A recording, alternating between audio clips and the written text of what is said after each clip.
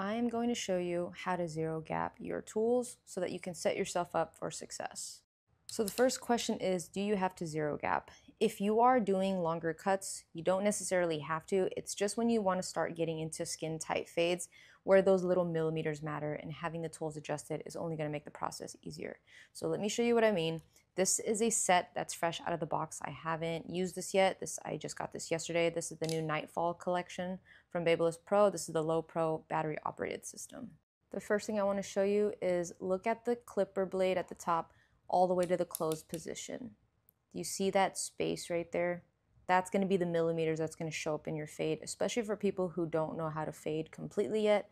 This is going to be really useful for you as a beginner. What you're going to do first is you're not going to take these screws off. You're just going to loosen it so this blade can be adjusted. So now this is where the blade is loose, right? We've loosened it. We didn't take this off. Now this is not the beginner tip most people would receive, but I'd rather people be aware of what they could do so that they know how to fix it if they are ready for that information. So what I'm going to do now is I'm going to bring this to the closed position so that way you have a true zero.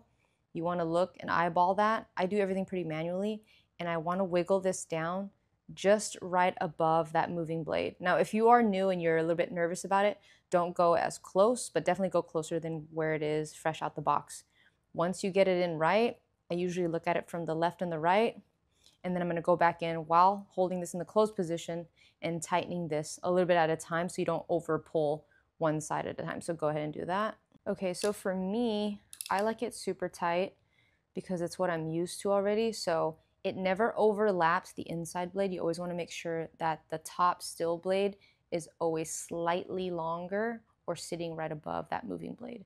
So what people say is that it could cut people is when you do have a zero gapped blade like this, I don't usually cut this way on somebody's scalp. I'm usually always in this direction. If I am going this way, usually I use my trimmers instead.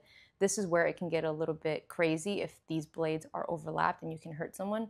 But if I'm cutting in this direction and I make sure that that inside blade isn't overlapping, it doesn't really cut the skin. It's only if you're hitting it like this. So that's why it's really important that when you are cutting hair, you want to make sure that the skin is tight and you're not going against areas that the skin isn't fully stretched.